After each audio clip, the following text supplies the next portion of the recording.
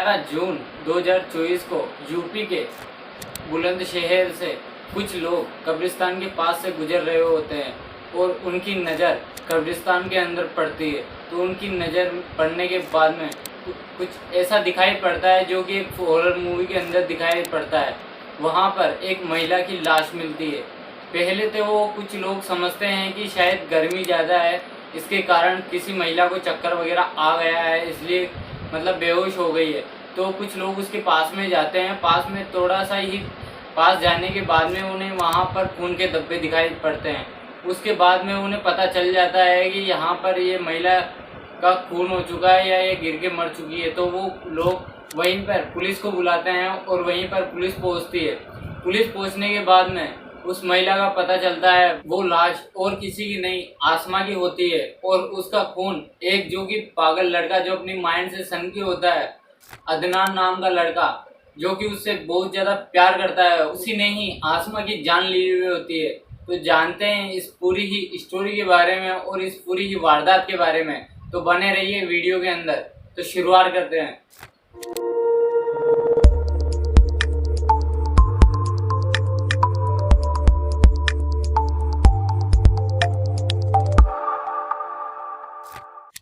आसमा और एक सलीम नाम के लड़का जो कि हाल ही में उनकी शादी हुई होती है और शादी होने के बाद अपना फिर से खुशी लाइफ बिताने के लिए वो यूपी के एक बुलंदशहर में जाकर रहना शुरू कर देते हैं। और वहीं पर जाकर सलीम की एक छोटी सी जॉब लग जाती है और जॉब लगने के बाद में वहीं पर बुलंदशहर में वो अपना एक कमरा रेंट पर ले लेते हैं। वो उस जगह पर लेते हैं जहाँ पर बहुत सी फैमिलियां मिलकर इकट्ठा होकर रहती है एक ही जगह के अंदर। वहीं पर जाकर ये रहने लग जाते हैं और इनकी लाइफ बहुत ही ज़्यादा अच्छी चल रही होती है। इनकी नई नई शादी हुई होती है तो ये बहुत ज़्यादा खुश रहते हैं। लेकिन इनकी लाइफ में एक व्यक्ति की एंट्री होती है, वो होता है अदनान। अदनान नाम का लड़का, वो भी इसी की कॉलोनी के अंदर रहता है। इसी का भी घर उसी कॉलोनी के अंदर होता है जहाँ पर आसमा और सलीम रहते हैं।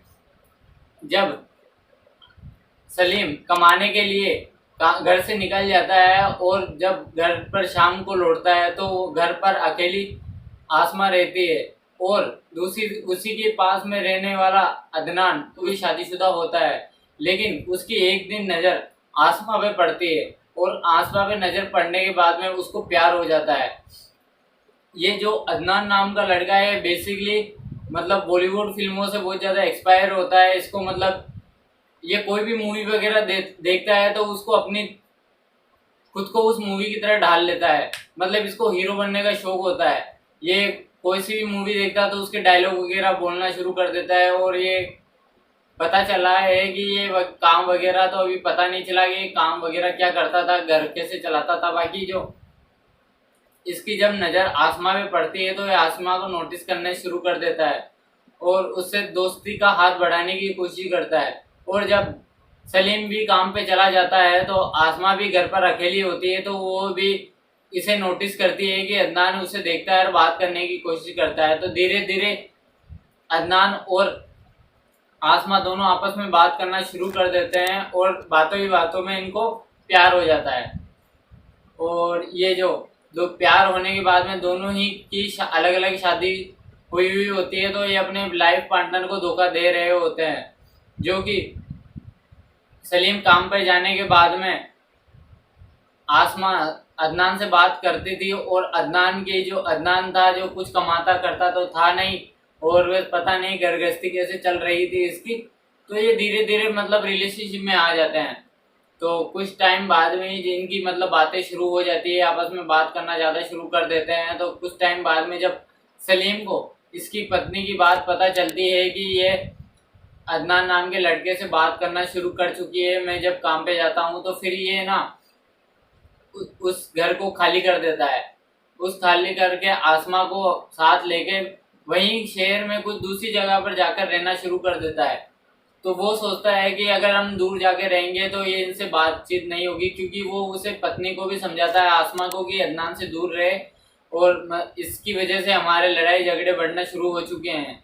जब सलीम को मालूम चला तो सलीम लड़ाई झगड़े करता था कि तुम मेरे होते हुए किसी और से बात कैसे कर सकती हो। तो आसमा ने उसे समझाया है कि ऐसा आगे से नहीं होगा। फिर ये दोनों मतलब दूर जाके घर पर रहना शुरू कर देते हैं, दूर ले जाकर। तो सलीम सोचता है कि अगर मैं इसे दूर लेके आ जाऊंगा तो ये सारी मतलब बातें वगैरह सब कुछ बंद हो जाएगी, दूरियां शुरू हो जाएगी। लेकिन ऐसा सब कुछ नहीं होता है। इनकी बातें और भी ज़्यादा शुरू हो जाती है, और भी ज़्यादा बातें करना शुरू कर देते हैं। जो अदनान होता है, अदनान इसके प्यार में बहुत ही ज़्यादा पागल होता है और इसे एक फ़ोन भी दिला देता है बटन वाला। इसके मतलब ये है कि ये काम वगैरह तो कुछ करता नहीं है, बिल्कुल मिडिल क्लास से भी ज़्यादा मतलब लड़का होता है, क्योंकि वो ये सब रेंट के कमरे पे रह रहे होते हैं, कुछ दिहाड़ी वगैरह करके इनके घर वगैरह चल रहे होते हैं, मजदूरी वगैरह करके इनके खर्चे चल रहे होते हैं। बहुत ही ज़्यादा मतलब लो क्लास के मतलब मिडिल क्लास फैमिली होती है। तो ये फिर भी ये प्यार के अंदर मतलब ये ना इनको एक फ़ोन दिला देते हैं बटन वाला। तो फिर ये बातें मतलब वो जो आसमा होती है ये सलीम से छुपकर बातें करना शुरू कर देती है, लेकिन उससे बातें सही से ना होने के बाद में जो अदनान होता है उसको आसमा को एक 10,000 का स्क्रीन टच फ़ोन दिला देता है। ये पता नहीं पैसे कहाँ से लेके आता है, क्योंकि इसके खर्चे की तो इतनी प्रॉब्लम होती है, फिर भी ये कहीं से भी एडजस्टमेंट करके आसमा को एक 10,000 का फ़ोन दिला देता है। जबकि इसने कभी अपनी बीवी के शौक तक पूरे नहीं किए, उसकी खुशी के लिए कुछ भी नहीं किया था इसने, लेकिन इसे आसमा के लिए ये 10,000 तक का फ़ोन पता नहीं कहाँ से लेके आ जाता है, इसको दिला देता है बात करने के लिए। और ये बातें शुरू कर देते हैं। और जो अदनान होता है इस आसमा को मिलने के लिए एक कब्रिस्तान के अंदर बुलाता है, और ये कब्रिस्तान के अंदर दिन के समय मिलते हैं, क्योंकि कब्रिस्तान के अंदर दिन में कोई भी व्यक्ति वगैरह कोई नहीं रहता, तो इनको एक मतलब अच्छी सी जगह मिल जाती है जहाँ पर इनको कोई परेशान ना कर सके और इन पे कोई शक ना कर सके। यह हमेशा मिलने के लिए कब्रिस्तान के अंदर ही मिला करते होते हैं। अदनान उसे कॉल करके बुला लेता है आसमा को, और आसमा इनसे मिलने के लिए कब्रिस्तान के अंदर पहुंच जाती है। तो इनके बीच में बहुत ही ज़्यादा ठीक चल रहा होता है। जो सलीम होता है, सलीम इसको मतलब आसमा को तो बोलना ही बंद कर देता है कि ये मानने वाली तो है नहीं मेरी बात, फिर भी ये कुछ भी करे, क्योंकि वो तो अपनी ड्यूटी चला जाता है अपने, उसे तो घर गृहस्थी चलानी है, उससे शादी की थी तो उसका पेट पालना है, इसलिए वो तो जॉब पे चला जाता है। तो ऐसे ही बात करते करते इनके बीच में लड़ाइयाँ शुरू हो जाते हैं अदनान और आसमा के बीच में। क्योंकि जो अदनान होता है उसको शक होना शुरू हो जाता है, क्योंकि ये जब भी आसमा को कॉल लगाता है तो उसका कॉल कभी व्यस्त आता है और कभी कभार तो उसकी कॉल का जवाब तक नहीं देती। तो जो अदनान होता है उसे शक हो जाता है कि ये कहीं मेरे अलावा किसी और से तो बात करना शुरू तो नहीं कर दिया। क्योंकि अदनान के खातिर तो पहले ये सलीम को धोखा दे रही होती है, और ये सोचती है कि अगर कहीं ये मुझे तो धोखा नहीं दे रही है, मुझे धोखा देके किसी और व्यक्ति से तो बात करना शुरू नहीं कर दिया इसने। तो फिर ये ना एक काम करता है, ये ना आसमा को कॉल लगाता है, कॉल लगा के उसे कब्रिस्तान के अंदर मिलने के लिए बुलाता है सुबह सुबह के टाइम। और ये दिन 4 जून 2024 के दिन ये सुबह सुबह उसे बुला लेता है कब्रिस्तान के अंदर। और जो आसमा होती है, आसमा भी मिलने के लिए आ जाती है, क्योंकि ये हमेशा वहीं कब्रिस्तान में मिलते रहते हैं, तो उसको कोई इतना कोई डाउट वगैरह नहीं होता। तो जैसे ही मिलने के लिए आती है, तो मिलने के बाद में जो अदनान होता है उसका फ़ोन ले लेता है आसमा। फ़ोन छीन के मतलब उसको चेक करना शुरू कर देता है कि ये किसी व्यक्ति से बात तो नहीं कर रही है। तो जब वो चेक करता है उसे मालूम चलता है कि ये जो अदनान और सलीम के अलावा भी बहुत ज़्यादा लड़कों से ये बातें कर रही होती है। तो ये सब उसे जब मालूम चलता है, तो जैसे ही आसमा अपनी गर्दन दूसरी तरफ घुमाती है, तो ये अपने साथ में एक चाकू लेके जाता है कब्रिस्तान के अंदर, और वो चाकू अपनी जेब से निकाल लेता है और वहीं पे ही आसमा का मर्डर कर देता है। आसमा को वहीं मौत की नींद सुला देता है जैसे ही गर्दन घुमाती है, क्योंकि वो घर से तो सोच के आया था अगर आसमा उसे धोखा दे रही है तो वो उसे मार देगा। और इसी ही पुष्टि करने के लिए वो सबसे आने के बाद में सबसे पहले उसका फ़ोन लेता है, और फ़ोन लेने के बाद में चेक करता है। जब उसे फ़ोन लेने के बाद में पता चल जाता है कि ये मुझे भी धोखा दे रही है, मैंने इतना ज़्यादा प्यार किया था इससे, उसके लिए अपनी पत्नी तक को धोखा दे रहा था और उससे प्यार कर रहा था, और ये मुझे भी धोखा दे रही है, इसकी वजह से उसने वहीं पर मार दिया होता है। उसे आसमा को मार देता है, मारने के बाद में वहाँ से चला जाता है। वो सोचता है कि उससे कुछ नहीं होगा, क्योंकि वो सोचता है कि ये तो फिल्मी दुनिया चल रही है, फिल्मी लाइफ चल रही है, उसे कोई कुछ नहीं पकड़ पाएगा, कोई कुछ नहीं कर पाएगा, तो मार के वहाँ से चला जाता है। और दूसरी तरफ जो सलीम होता है वो अपनी जॉब से घर आता है। जॉब से घर आने के बाद में वो घर में देखता है कि आसमा किधर है, आसमा को आवाज़ लगाता है लेकिन घर में आसमा दिखाई नहीं देती। वो पड़ोस में जाकर पड़ोसी से पूछताछ करता है कि आसमा आपके घर तो नहीं आई है, लेकिन वहाँ पर उसे कोई भी सबूत ना मिलने से, उसे पता ना चलने पर कि आसमा कहाँ पर गई है, तो वो ना थाने के अंदर पहुंच जाता है रिपोर्ट दर्ज करने के लिए। और मैंने आपको शुरू में ही बताया था कि कुछ लोग वहां पर पहुंच जाते हैं और आसमा की कब्रिस्तान के अंदर लाश देखकर पुलिस वालों को बुला लेते हैं।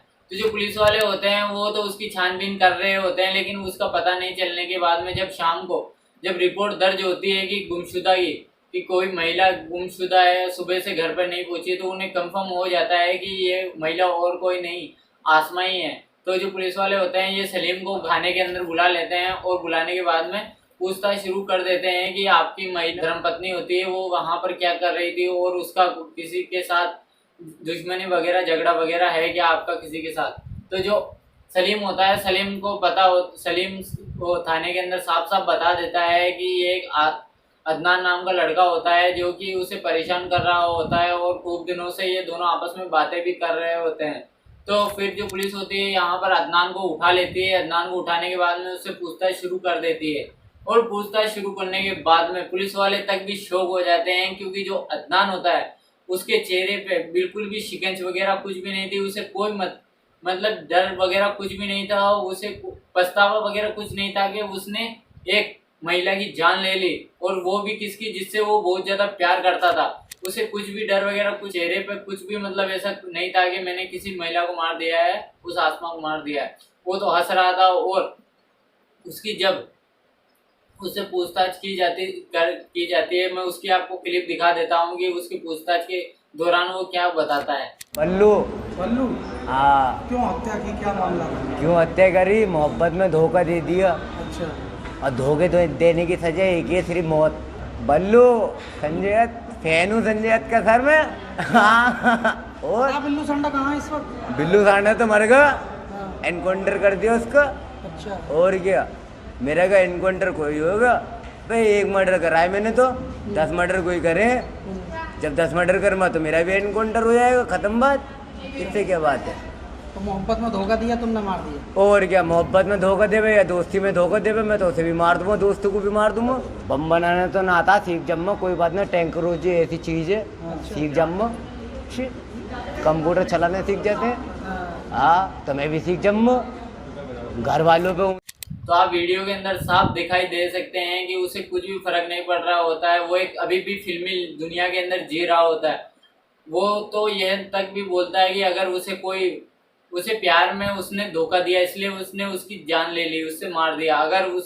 अगर कोई दोस्त भी उसे धोखा देगा तो वो उसे भी मार देगा। ये केस होने के बाद में अदनान के ऊपर कार्रवाई की जाती है और उस पर आसमा को मारने का केस वगैरह दर्ज किया जाता है और उसे आगे जाके सजा भी होती है। तो ये वीडियो यहीं पर ख़त्म होती है। अगर मैं ऐसी वीडियो, क्राइम वीडियो अगर आपको पसंद आ रही है तो प्लीज़ हमारे चैनल को लाइक कीजिए, सब्सक्राइब कीजिए और आगे बढ़ने में सपोर्ट कीजिए। तो मिलते हैं अगली ही वीडियो के अंदर।